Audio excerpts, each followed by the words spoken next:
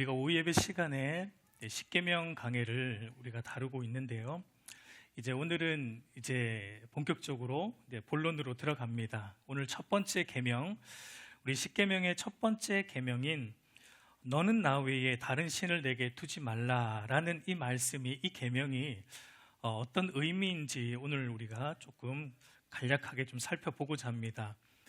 여러분, 십계명은 공식적으로 주어진 것은 모세를 통해서죠. 모세를 통해 출애굽한 이스라엘 백성들에게, 그러니까 돌판에 새겨진 형태로 주어졌지만, 그러나 여러분, 십계명은 사실은 모든 세대 그리고 모든 사람들에게도 동일하게 적용되는 영원한 하나님의 도덕법이라고 말할 수 있습니다. 이 출애굽 당시에 이스라엘 백성들에게는 하나님과 이스라엘 백성들 사이에 중보자 역할을 했던 모세를 통해서 이 하나님의 법인 십계명이 돌판에 새겨진 형태로 주어졌고, 그리고 오늘 신약을 사는 저와 여러분들에게는 어떤 형태로 십계명이 주어졌습니까?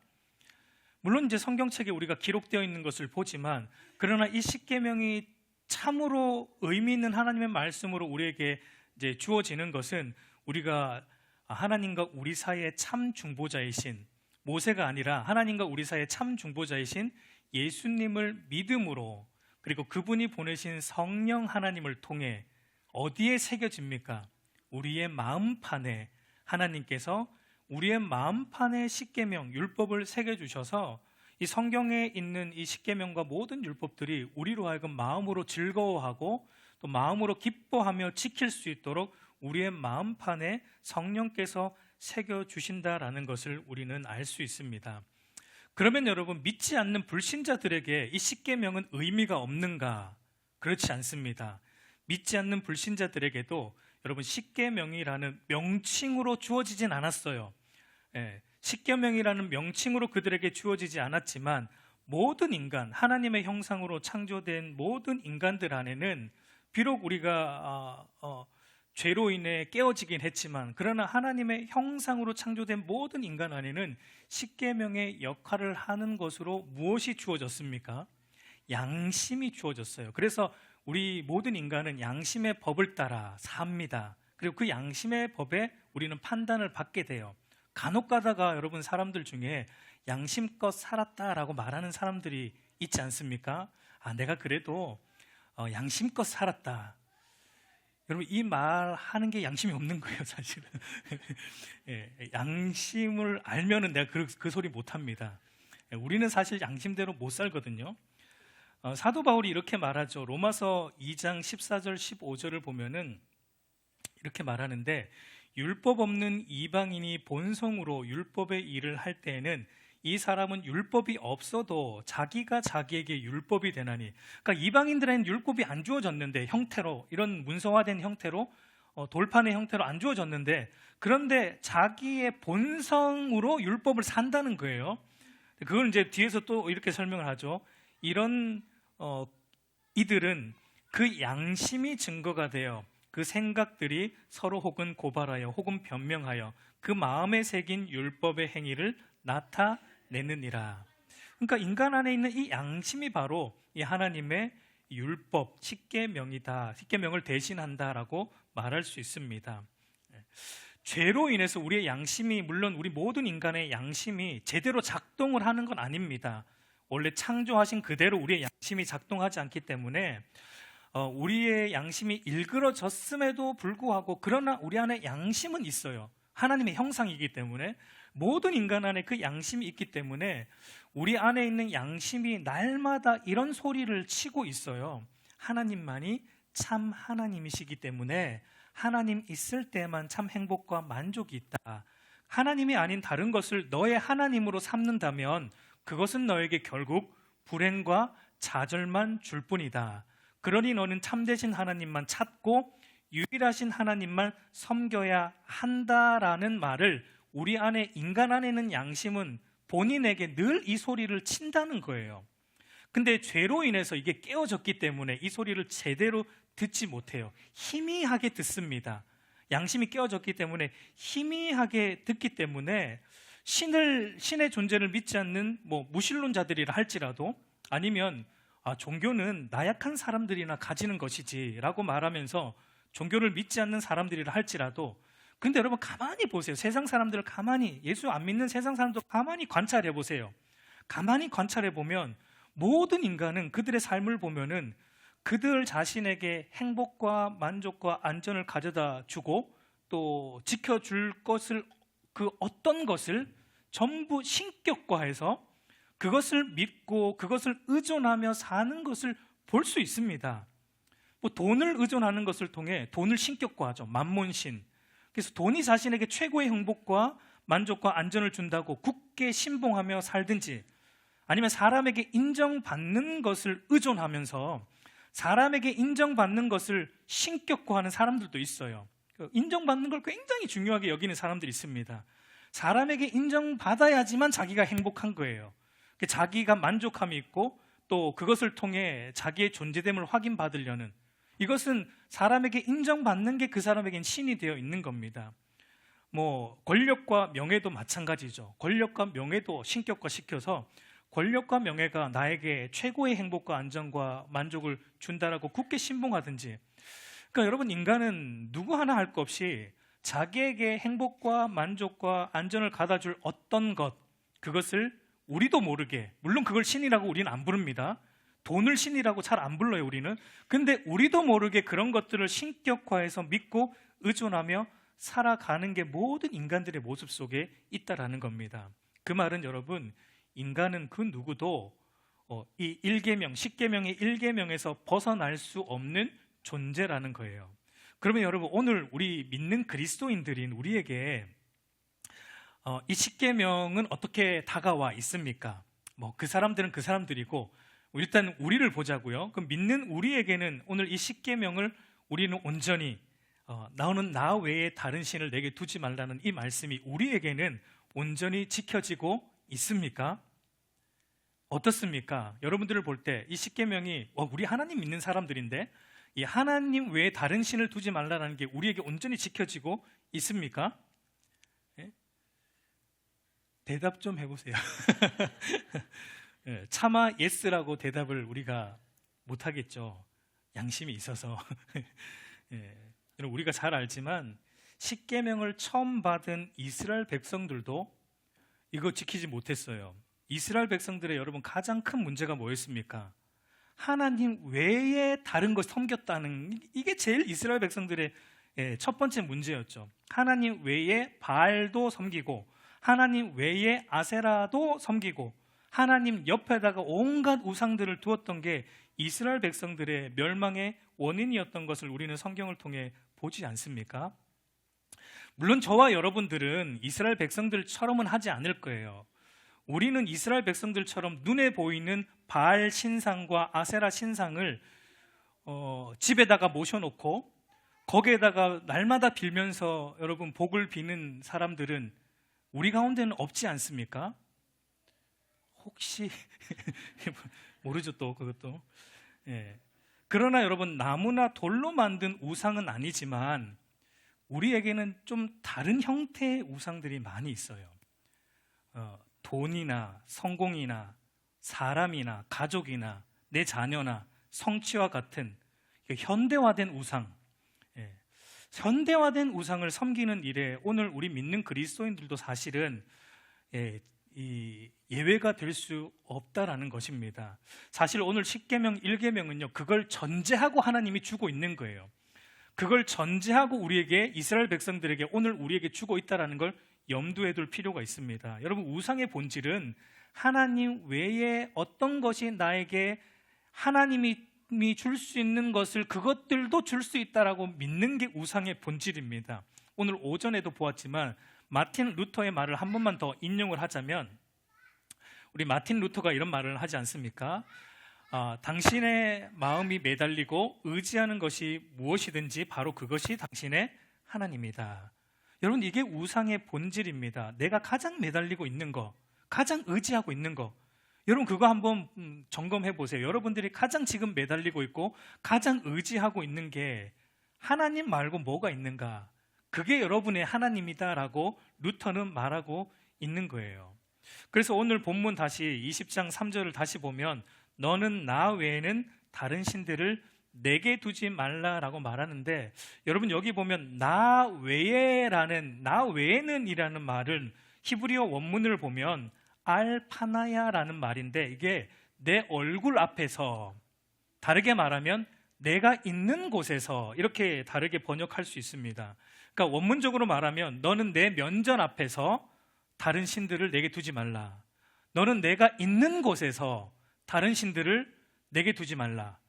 그러면 여러분 생각해 볼까요? 하나님이 있는 곳에서 다른 신을 두지 말라. 그러면 하나님이 없는 곳에서 어떻게 해도 된다는 겁니까? 다른 신을 둬도 된다는 거죠. 하나님 없는 곳에서 여러분 하세요. 그러면 한번 생각해 볼게요. 하나님이 없는 곳이 있냐는 얘기죠. 하나님이 없는 곳이 있냐는 얘기죠. 하나님은 모든 곳에 존재하시죠. 어디에나 계시고 어디에나 존재하시는 무소부재하신 분입니다. 그러니까 결국 이 말은요, 뭐란 얘기입니까? 하나님만 섬기란 얘기예요. 세상 어디에도 하나님 외에 다른 신은 없다는 얘기입니다. 그러니까 다른 신이 우리에게 필요하지 않다라는 것을 말하고 있는 거예요. 왜 그렇습니까? 사실 이게 당연한 건데 우리에게 당연히 안 와서 그게 문제이죠. 당연합니다. 하나님은 모든 만물, 모든 생명을 창조하셨습니다. 나의 생명도 하나님에 의해 창조되었습니다. 처음부터 끝까지 우리의 생명을 하나님이 존속하고 계십니다. 인도하고 계십니다. 그분이 하나님이십니다.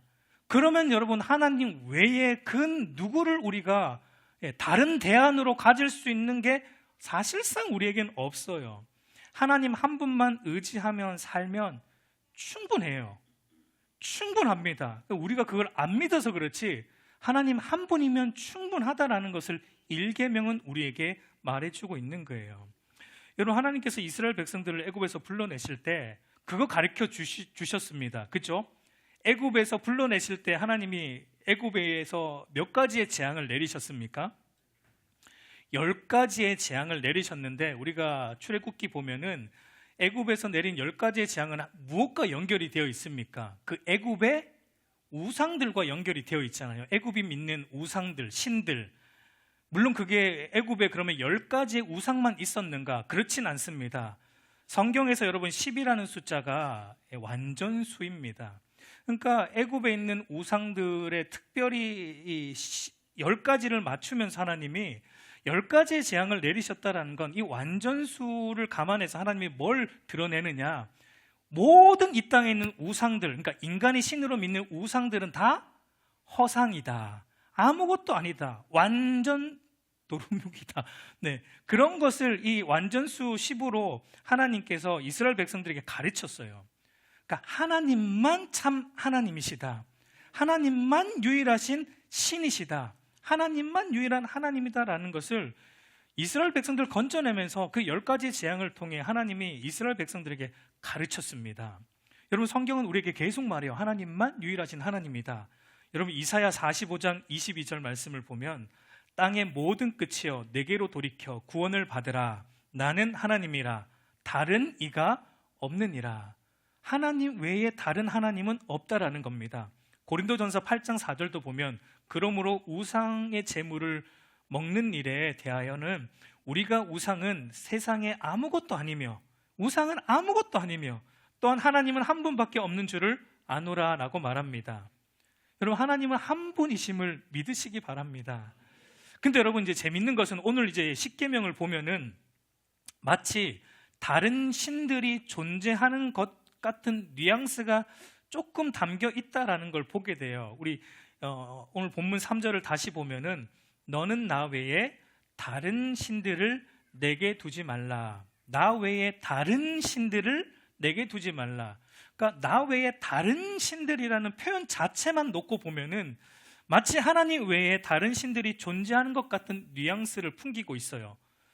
세상에 수많은 신들이 있는데 그 중에 하나님이 제일 대빵이니까, 하나님이 제일 힘이 세니까 너희는 하나님을 섬겨.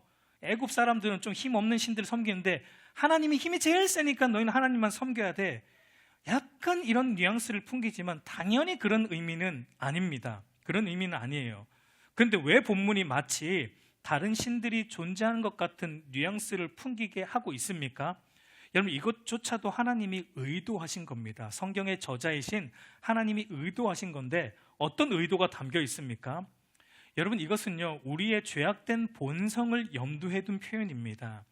그러니까 존재의 측면에서 보면 다른 신들은 없어요. 하나님 외에 하나님은 없습니다. 그러나 죄로 인해 타락한 우리 인간의 측면에서 볼 때, 우리의 부패한 인간의 측면에서 볼 때, 여러분, 인간에게는 하나님이 아닌 것을 마치 하나님처럼 여기는 그 죄악된 본성이 우리 안에는 있다는 것을 말하고자 하나님 외에 다른 신들이라는 표현을 쓰고 있는 것입니다. 여러분, 이스라엘 백성들을 다시 한번 보세요. 애굽에서 보았던 10가지의 재앙을 통해 하나님만이 참 하나님이심을 깨달았습니다. 그러나 여러분, 그 이후에, 출애굽한 이후에, 그리고 가나안 땅 들어간 이후에 이스라엘 백성들의 삶이 어땠습니까? 그들이 하나님만 참 하나님으로 섬겼습니까? 그들이? 그렇지 않았어요. 그럼에도 그들은 끊임없이 하나님 외에 다른 우상들을 끊임없이 섬겼어요. 왜 그들이 아무것도 아닌 우상들을 지속적으로 섬기며 살았을까요? 여러분, 그 이유는요, 본질적으로는 우리 안에 있는 죄악된 본성 때문인데, 그 이유는 하나님이 참 하나님이심을 그들이 안 믿은 건 아닙니다. 그죠? 믿었어요. 그러나 눈에 보이는 가나안 땅이라는 현실 속에 들어가 보니까 눈에 보이는 수많은 문제들과 우상은 연결이 되어 있습니다. 수많은 문제들과 연결이 되어 있는 그 우상들이 약속하는 것들에 이 죄악된 본성에 이끌려 그 마음을 빼앗기다 보니까 어떻게 된 겁니까? 우리가 마음을 빼앗긴 그 대상이 우리를 다스리고 우리를 지배하는 다른 하나님으로 우리 안에 들어오게 된 것입니다. 여러분, 오늘 우리도 마찬가지예요. 우리도 하나님을, 여러분, 이 중에 누가 하나님만이 참 하나님이시다라는 걸 안 믿는 사람이 여기 누구 있습니까? 있으면 여러분 한번 발을 들어 보십시오. 없잖아요. 보세요. 아무도 없잖아요. 하나님만 참 하나님이시다라는 걸 안 믿는 사람은 여기 아무도 없어요. 그것 다 믿습니다. 그러나 문제는 우리도 세상의 현실 속에 들어가 보면 세상의 현실 속에서 만나게 되는 우리의 피부에 와닿는 눈에 보이는 수많은 일들과 그 문제들 속에서 연결되어 있는 그 수많은 세상이 약속하는 것들 앞에서 과연 내가 하나님만 나의 행복과 만족과 안전을 온전히 채우시는 분이심을 믿고 확신함으로 하나님 한 분만 의존하며 행동하느냐의 문제는 우리에게도 쉬운 문제가 아니라는 거예요. 하나님만이 나의 삶을 책임지시는 분이심을 믿는다고 하지만 우리도 현실 속에서 여러분 보세요. 어떤 로또 가게 1등 당첨자가 나왔다고 하면은 여러분 그 로또 가게 가야 돼요. 그 로또 가게가 하나의 신이 되는 거예요. 하나님이 또 다른 하나님이 되는 거예요. 그러니까 우상은 아무것도 아닙니다. 진짜 우상은 아무 실체가 없는데 우리 눈에는 현실 속에서 우상이 대단한 성공과 행복을 가져다 줄 것처럼 우리 피부에 와닿아요. 그러므로 여러분이 오늘 1계명의 쟁점이 뭐냐면, 오늘 1계명을 주신 그 쟁점은요, 하나님만 유일한 참 하나님이시다라는 의미이긴 한데, 우리에게 준 1계명의 쟁점은 뭐냐면 하나님을 믿으면서도 세상을 살아감에 있어서 필요하다면 하나님 옆에 다른 것들을 얼마든지 두는 그 문제를 오늘 1계명이 다루고 있다라는 것을 생각해야 됩니다. 혼합주의 신앙의 문제입니다. 혼합주의. 우리가 하나님을 믿지 않거나 하나님을 부정하는 것은 아니지만, 그러나 하나님과 재물을, 하나님과 내 자녀를, 하나님과 내 남편과 내 아내를, 하나님과 내 성공과 내 명예를 같이 섬기려는 이 혼합주의 신앙이 우리의 가장 큰 문제라는 겁니다. 우리가 분명 머리로 압니다. 혼합주의 신앙, 그렇게 하면 안 돼. 하나님과 재물을 겸하여 섬기면 안 돼. 그거 죄이다라고 분명히 우리는 머리로 압니다. 그걸 모르진 않아요. 그런데 왜 우리가 그런 것을 우리 삶 속에서 계속 합니까? 그 죄인 거 알면서도 왜 우리가 계속 하게 됩니까? 여러분, 여기에 혼합주의 신앙의 무서움이 있어요. 여러분, 혼합주의 신앙의 위험성이 뭐냐면 잘 깨닫지 못한다는 게 혼합주의 신앙의 위험성입니다. 호세아 선지자가 그 위험성을 이렇게 설명을 해주는데, 우리 호세아 7장 8절 말씀 한번 보도록 하겠습니다.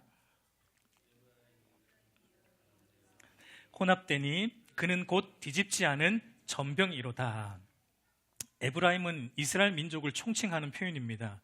그러니까 이스라엘 민족이 여러 민족들 가운데 혼합되었다. 하나님도 믿고 바알 우상도 믿고 혼합주의 신앙에 빠졌다. 그런 모습을 지금 호세아 선지자가 뭐라고 묘사합니까? 뒤집지 않은 전병 같다라고 말합니다. 전병은 여러분 한국식으로 말하면 부침개라고 말할 수 있겠죠. 여러분 부침개 다 부쳐보셨잖아요. 부침개 부칠 때 여러분 뒤집지 않은 상태에서 밑에 면만 잘 익히면 위에는 어떻습니까? 안 익어요. 근데 뒤집지 않은 상태에서 위에 면을 잘 익히려면 밑에 면은 어떻게 됩니까? 탑니다. 이게 무서운 거예요. 이게 무슨 얘기냐면 뒤집지 않은 전병을 보면은 한쪽은 하여튼 덜 익었든지 탔든지 한데 한쪽은 어떻습니까? 한쪽은 덜 익거나 탔지만 한쪽은 어때요?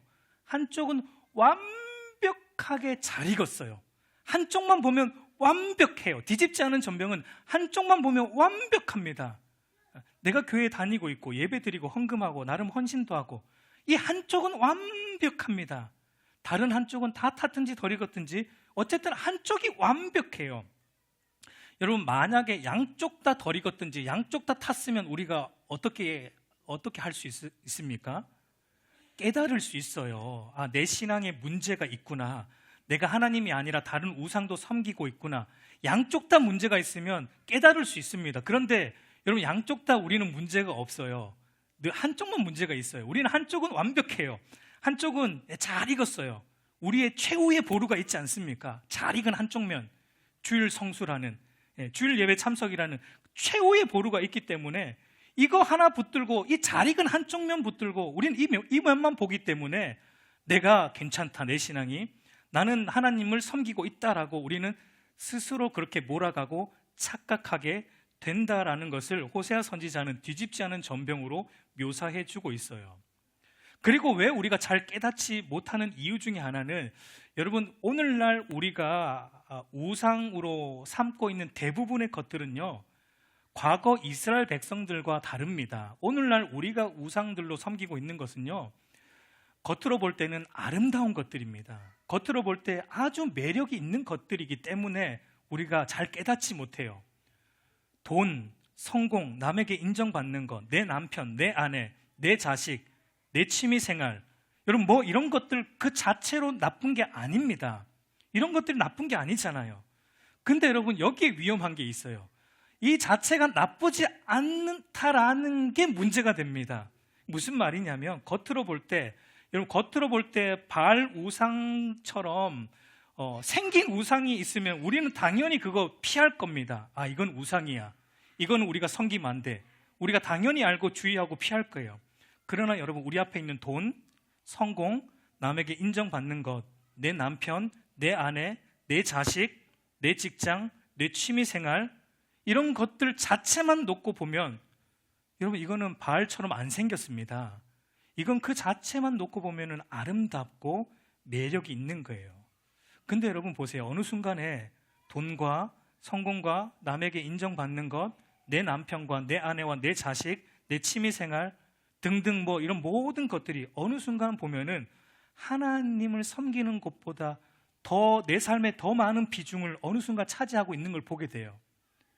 여러분 그렇게 되면은 그런 것들이 실은 우리 안에 하나님을 대신하는 다른 하나님, 다른 신, 우상으로 지금 우리 안에 자리하게 된 겁니다. 그런데 우리는 그것 자체로는 그게 문제가 없기 때문에 인정하지 않습니다. 우상으로 생각하지 않아요. 그러므로 여러분 1계명은요 오늘 우리에게 하나님이 뭘 요구하는 것인가, 우리 안에 하나님 외에 우리의 마음을 더 빼앗기고 있는 것들이 있는지를 찾아내라는 겁니다. 하나님은 그 요구를 하는 거예요. 이거는 단순히 이론적으로 하나님이 참 하나님이시다 이걸 얘기하는 것도 있지만 오늘 우리에게 뭘 요구하시는 거냐면 오늘 우리 안에 내가 하나님보다 더 마음을 뺏기고 있는 거, 하나님보다 더 마음이 가고 있는 거, 그것들 다 찾아내어서 다 제거하라라는 명령을 하고 있는 것이 오늘 1계명이 오늘 저와 여러분에게 주는 하나님의 요청입니다. 여러분 그거 다 찾아내야 돼요. 그거 다 찾아내서 그게 내 자식일지라도 내 남편, 내 아내일지라도 아무리 귀하고 귀한 가족일지라도 하나님보다 더 마음이 가고 있다면 그거 끄집어내라는 겁니다. 그리고 그거 제거하라는 거예요. 그거 우상으로 섬기지 말라는 겁니다. 진짜 제거하라는 게 아니고 하나님으로보다 더 소중히 여기면 안 된다라는 걸 말합니다. 그래서 하나님은 오늘 1계명을 통해 그러면 우리가 하나님을 어떻게 섬겨야 되는가, 그 문제를 이렇게 말합니다. 신명기 6장 우리 4절과 5절 말씀 한번 다 같이 읽어보겠습니다. 이스라엘아 들으라. 우리 하나님 여호와는 오직 유일하신 여호와시니 너는 마음을 다하고 뜻을 다하고 힘을 다하여 내 하나님 여호와를 사랑하라. 여러분, 여기서 반복되는 단어가 무엇이죠? 다하고라는 단어예요. 하나님을 어떻게 섬기라는 겁니까? 마음을 다하고 뜻을 다하고 힘을 다하여 내 하나님 여호와를 사랑하라. 우리의 전부를 하나님께 드리라는 거예요.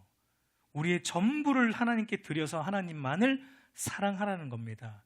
여러분, 우리의 마음과 뜻과 힘이 하나님 반, 내 남편 반, 내 아내 반, 내 자식 반, 내 돈 반, 내 직장 반, 내 취미 반 나뉘면 안 된다라고 말씀합니다. 하나님께 내 온 마음과 뜻과 힘을 다하여 섬기라는 거예요. 여러분, 하나님 너무한 거 아닙니까? 그래도 내 남편인데, 내 자식인데, 내 자녀들인데 어떻게 하란 말입니까? 여러분, 여기에 기독교 신앙의 신비가 있고 묘미가 있습니다. 여러분, 하나님께 모든 걸 한번 마음을 쏟아보세요. 하나님께 우리의 온 힘을 쏟아보세요. 그러면 어떤 일이 일어나는가? 그러면요, 나머지 모든 것들은요 제대로 작동됩니다. 이게 기독교의 신비이고 기독교의 힘이에요. 하나님의 약속이에요. 1계명이 제대로 작동하면은 나머지 9계명은 자동적으로 여러분 작동돼요. 하나님께 나의 모든 걸 드리면 여러분 5계명인 내 부모를 공경하라 됩니다. 하나님께 모든 것 드리면 내 남편, 내 아내, 내 자식 제대로 사랑할 수 있습니다. 여러분, 1계명은 우리의 삶의 첫 단추와 같다라는 것을 생각해야 돼요. 1계명은 이 첫 단추이기 때문에 이 1계명을 제대로 안 채우면은 나머지도 제대로 못 채워집니다. 여러분, 1계명을 제대로 안 채우면 나머지 뒤에 것들도 다 어긋나게 되어 있어요. 하나님 사랑을 제대로 안 하면 내 이웃 사랑, 내 가족 사랑, 이것도 여러분 어그러진 이기적인 사랑으로밖에 발전하지 못해요. 하나님께 반, 내 남편, 내 아내, 내 자식에게 반으로 우리의 마음이 나뉘면 여러분 사실은 이도 저도 안 돼요. 우리는 나름 열심히 가족과 자녀들을 잘하고 있다고 하지만 자세히 보세요. 그 안에 내 욕심이 담긴 어그러진 사랑이 작용하고, 그래서 가족을 도리어 망치고 자녀를 도리어 망치고 내 남편과 아내를 도리어 망치는 것을 우리는 결국은 보게 됩니다. 여러분, 이스라엘 백성들이 지속적으로 하나님과 겸하여 우상을 함께 섬긴 이유는요, 결코 하나님을 그들이 싫어해서가 아니에요. 그들은 하나님을 믿었습니다. 하나님도 좋지만 다른 것들도 포기하고 싶지 않아서입니다. 근데 여러분, 이들이 하나님을 좋아한 것도 어떤 면에서 좋아했습니까? 자기들이 원하는 것 해주는 한에서 좋아했어요. 그러나 자기들이 하지 말아야 하는 말씀을 하실 때는 그때는 잠시 하나님 쉬세요. 잠시 이제 그 하나님 옆에다가 다른 우상들, 신들을 허용하는 것으로 그들이 우상 숭배를 했던 것을 보게 됩니다. 여러분, 오늘날 수많은 그리스도인들도 그렇게 하나님과 우상을 겸하여 섬깁니다. 근데 여러분 기억하세요. 하나님은 그런 관계 용납하지 않으십니다. 하나님은 저와 여러분과 언약을 맺었기 때문에 하나님은 우리의 일부를 원하지 않아요. 우리의 전부를 원하신다라는 사실을 기억하십시오. 여러분, 하나님이 그런 요구하시는 게 부당하다고 생각됩니까? 우리의 전부를 요구하시는 하나님이 부당하다고 생각됩니까? 여러분, 하나님은 우리를 창조하신 분이십니다. 우리 주인이십니다. 이것 하나만으로 충분합니다. 이 요구의 근거는 우리의 전부를 달라고 해도 하나님이 부당한 분이 아니다라는 건 그분이 우리를 창조하신 것 하나로 충분합니다. 그러나 하나님은 이거 하나로 우리에게 그거 요구하시지 않습니다. 하나님은 왜 우리의 전부를 요구하세요? 당신의 전부를 우리에게 먼저 주셨기 때문에 이 요구를 하실 수 있는 겁니다. 하나님은 죄로 인해서 떠난 우리를 자신의 전부인 당신의 아들 독생자 예수 그리스도를 우리에게 다 내어주셨어요. 십자가에 다 내어주셨어요. 그분의 피 한 방울까지 우리에게 다 내어주셔서 우리를 구원하셨고, 우리를 사랑하셨고, 우리를 그리스도의 신부 삼아 주셨습니다. 그렇기 때문에 이 요구를 하실 수 있는 거예요. 여러분, 제가 십계명 강해 하면서 자주 말씀드렸지 않습니까? 행함이 없는 사랑은 참된 사랑이 아니다라는 것을 말이죠. 우리가 하나님을 사랑한다라고 입술로 고백하는데 하나님을 사랑하는 실질적인 행함이 없습니다. 하나님이 가장 좋아하는 거, 하나님을 깊이 알아가는 것, 하나님과 인격적으로 깊이 사귀고 교제하는 것, 하나님 말씀을 깊이 알아가는 것, 그런 것에 우리의 시간과 물질과 에너지를 우리가 투자하지 않습니다. 그건 여러분 거짓된 사랑이다라는 것을 성경은 우리에게 말해주는 거예요. 그래서 사도 요한이 여러분 이렇게 말합니다. 요한 1서 3장 18절 말씀, 우리 마지막으로 한번 같이 읽겠습니다. 같이 읽습니다. 자녀들아, 우리가 말과 혀로만 사랑하지 말고 행함과 진실함으로 하자. 말과 혀로만 사랑하지 말고 행함과 진실함으로 하자라고 말합니다. 여러분 한번 생각해 보세요. 만약 여러분의 남편과 아내가 일주일에 6일은 집 나가서 삽니다. 일주일에 6일은 집 나가서 자기 마음대로 살다가 하루만 집에 들어와서 남편과 아내에게 제가 얼마나 당신을 사랑하는지 아마 당신은 모를 겁니다 하면서 하루 바짝 남편 흉내내고 하루 바짝 아내 흉내내고 또다시 6일 동안 집 나가서 자기가 살고 싶은 대로 마음대로 살다가 하루만 또 와가지고 남편 흉내, 아내 흉내 낸다 그러면 그 남편 그 아내 여러분 받아 용납해 주실 수 있습니까? 우리는 가능할지 모르겠어요. 아이고 내게 자유를 주는구나 뭐 그렇게 생각할지 모르겠는데 그게 정상적인 사람이라면 그거는 바른 부부관계가 아니잖아요. 근데 여러분 생각해 보세요. 오늘날 많은 그리스도인들이 하나님과 그러고 있어요. 우리는 하나님과의 부부관계인데 성경은 그렇게 표현하잖아요. 우리는 언약의 신부이고 그분은 언약의 남편이에요. 근데 여러분 6일 동안 하나님과 전혀 상관없이 삽니다. 우리는 남편이신 하나님 뜻대로 전혀 뜻을 생각하지도 않고 하나님의 영광과 상관없이 하나님과 교제하지 않고 친밀한 사귐과 교제가 없이 일주일 동안 내 마음대로 6일 동안 삽니다. 딱 하루 주일날 아버지 집에 들어와서 저 왔어요. 그리스도의 신부인 저 왔어요. 하나님 제가 얼마나 당신을 사랑하는데 이렇게 예배 드리잖아요. 또 헌금하잖아요. 하루 바짝 봉사하잖아요. 하나님 제가 그리스도의 신부입니다. 하나님 저 이쁘죠? 이러고 또다시 6일 동안 나가서 우리 마음대로 산다라고 한다면 그것은 여러분 1계명이 무너진 거예요. 10계명 1계명을 우리는 무시하고 사는 것과 같은 거예요. 여러분 이게 너무 중요한 말씀이에요. 이 1계명을 세우지 않으면 여러분 우리 신앙은요 아무리 열심히 해도 결국은 밑 빠진 독에 물 붓기와 같다라는 것을 우리는 알아야 돼요. 1계명부터 여러분 바르게 세우셔야 됩니다. 우리 사랑하는 성도 여러분 이제 말씀을 맺겠습니다. 여러분 하나님 외에 그 어떤 것도 내 마음속에 여러분 하나님의 자리에 그 어떤 것도 두지 않아야 됩니다. 그 자리를 차지하는 것이 있다면 여러분 다시 한번 말하지만 그것이 남편이든지 아내이든지 자식이든지 돈이든지 내 취미생활이든지 무엇이든지 여러분 어떤 방법을 동원해서라도 밀어내셔야 돼요. 신앙의 몸부림을 치셔야 돼요. 그래야지 남편이 삽니다.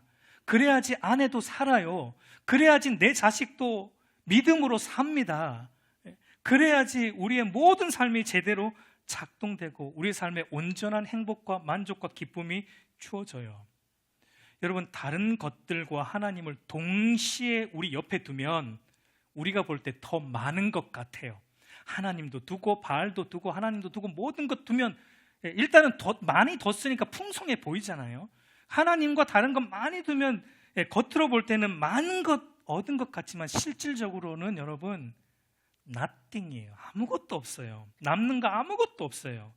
그러나 여러분 기억하세요. 아무것도 우리 옆에 안 두고 하나님 한 분만 두면은 세상적으로 볼 때 없는 것 같아요. 그래서 그리스도인의 삶이 쉽지 않은 거예요. 세상 사람들은 많이 가지는데 우리는 그거 안 두고 하나님만 두려고 몸부림치니까 이게 믿음으로 사는 게 쉽지 않아요. 믿음으로 사는 것에 방해를 많이 받아요. 장애가 있어요. 쉽지 않아요. 넘어져요. 그런데 그 하나님 한 분을 두는데 실질적인 결과, 뚜껑을 열고 보니까 everything입니다. 모든 것을 가지게 되는 거예요. 왜요? 하나님이 모든 것의 주인이시니까. 여러분, 그것을 온전히 믿으셔야 됩니다. 그걸 온전히 믿고 저와 여러분들 옆에 하나님 한 분만 두려고 매 순간 여러분 우리의 우상을 찾아내는 작업을 하셔야 돼요. 여러분, 1계명은요, 하나님만 유일한 하나님이야, 이거 알고 끝나라는 게 아니라 1계명은요 적극적인 명령입니다. 너희 안에 있는 모든 하나님의 대용품인 우상들, 다른 하나님으로 붙들고 있는 것들 어떻게든 하나까지 찾아내어서 다 제거하고 오직 하나님 한 분만 내 옆에 두라라는 하나님의 적극적인 명령입니다. 여러분, 우리를 조금도 채우지 못하는 우상들, 다른 신들을 멀리 하시고 우리를 능히 채우고도 남으시는 하나님의 충만하심으로 저와 여러분을 채우는 은혜가 날마다 저와 여러분 안에 있기를 우리 주님의 이름으로 축복합니다.